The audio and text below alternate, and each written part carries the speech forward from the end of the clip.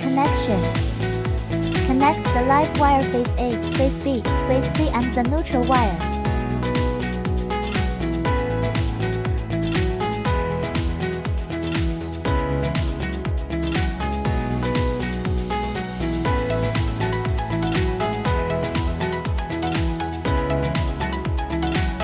Connect the positive and negative poles of the photovoltaic two circuits.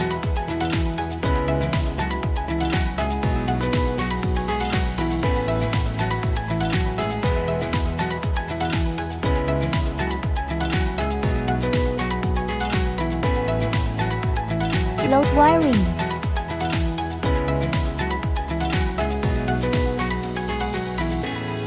Turn on the first photovoltaic switch. Turn on the second photovoltaic switch. Turn on the mains power switch.